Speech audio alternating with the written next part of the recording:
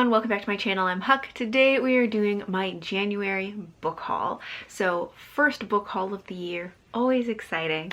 Today I have 9 books that I am hauling, but I don't know, luckily for me, I guess, a lot of these, or quite a few of them at least, are not going onto my TBR. A couple of them I have read, a couple of them are buying books that I read a while ago, or like getting a different edition of a book, so only a few of them are actually being added to my TBR. But let's get started first with new releases.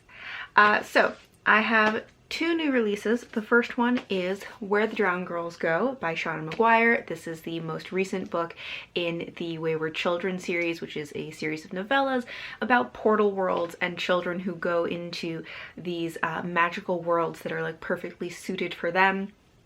In this one, we are following some characters that we've seen in other books in this series. It's kind of like every other book is following the characters who are at Eleanor West's Home for Wayward Children, which is a place where these children who have been to these magical worlds, when they come back, they often go to the Home for Wayward Children.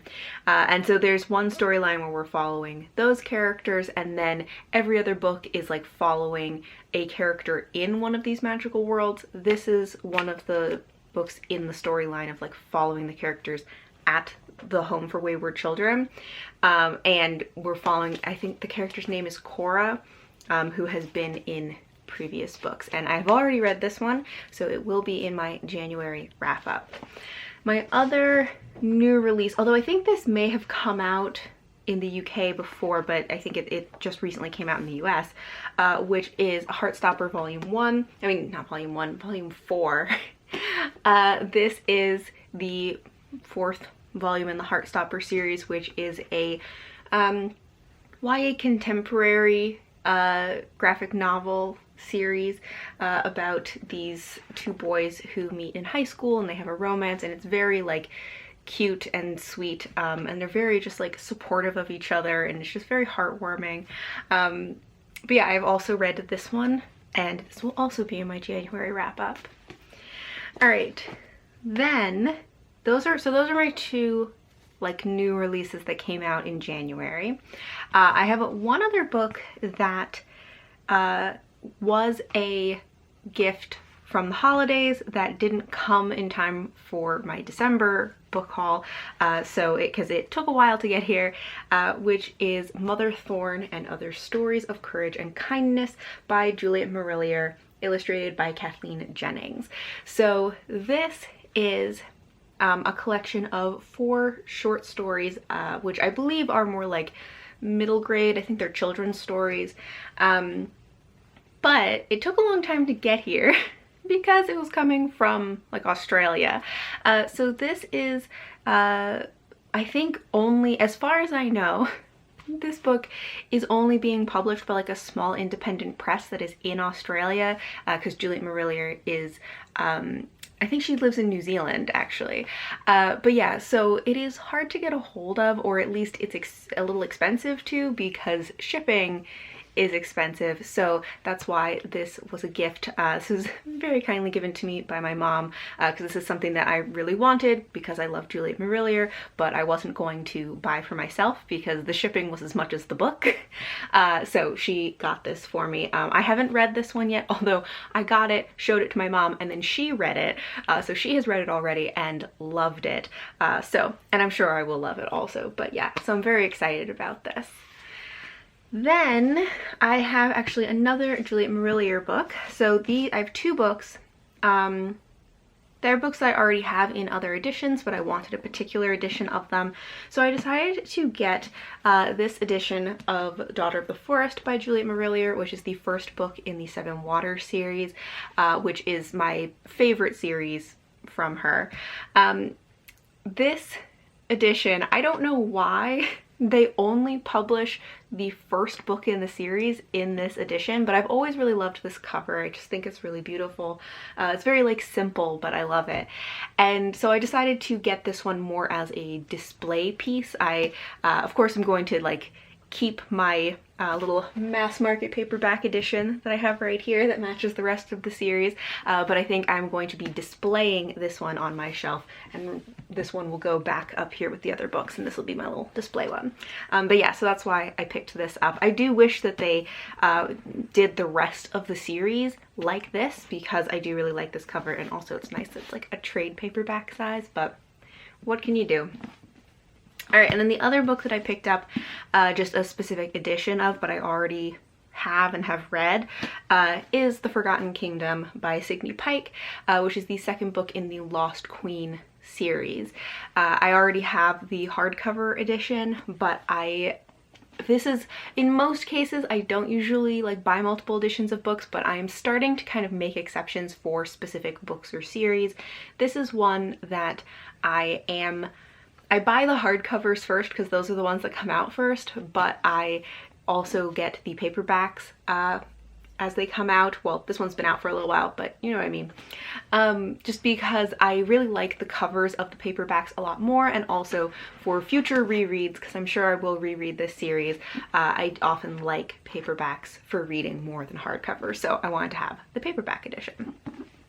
All right, so those are all of the like additional editions of books. So now we're on to books that are new to me. So first up, I have Dagger Spell by Catherine Kerr. This is the beginning of a fantasy series that is following, I believe, two main characters. There's a sorcerer named Nevin who broke a promise and then was cursed and trapped. And then I believe our main character that we're following is Jill, who is a daughter of a Silver Dagger, which is a band of wandering swordsmen who fight for money, not honor. But she has some like mysterious connection to like the spirit world or something, or to like spirits or fairies that are in this world. And of course, I'm sure their paths will cross. Maybe she's going to save him from his curse. I'm not exactly sure.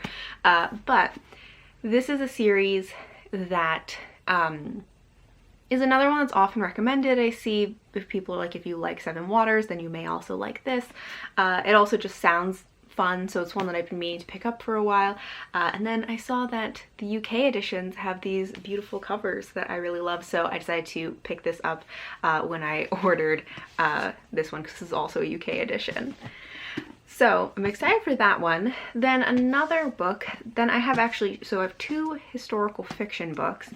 The first one is Dreaming the Eagle by Amanda Scott, which is the first book in the, I actually don't know how to say this, I realized, Boudica?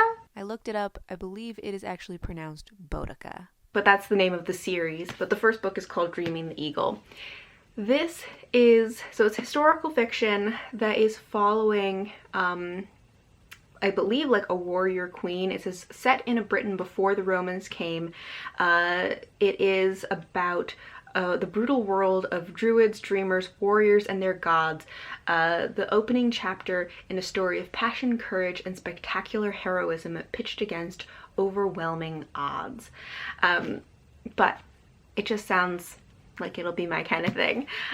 This book is both like, it's shorter but longer than I was expecting it to be. I did not realize it was going to be like almost 700 pages, but also I thought it was going to be more like trade paperback size. But I'm good with a mass market, so I'm excited to have this. And then the other historical fiction book that I picked up is much shorter, which is Matrix by Lauren Groff. So this is a book that I have only heard one person talk about. However, I told my friend that I had picked this up and they were like, oh, everybody's talking about this book. So apparently I'm just like not running in the circles of booktube that are talking about this. Apparently everybody's talking about this book. I've only heard one other person mention it. But the way they pitched it was essentially like lesbian nuns, and they said it was fabulous, and that's pretty much all I know, but it has very much piqued my interest, so I really want to give this a try. Lauren Groff is an author that I think a lot of people have loved, but I just don't really know anything about her, so I'm gonna start here, and if I enjoy this, maybe I'll read some of her other stuff. And then the last book that I have is The Lost Coast by Amy Rose Capetta. So this, I think, is kind of a contemporary fantasy that I have actually forgotten what it is about, but I've been meaning to get this for a while, so I finally picked it up. All right, so those are all of the books that I got in January. I'd love to know if you have read any of these, especially the ones that I haven't read yet, if you have read any of them and if you think I should like prioritize any over the others. But thank you all for watching, and until next time, bye!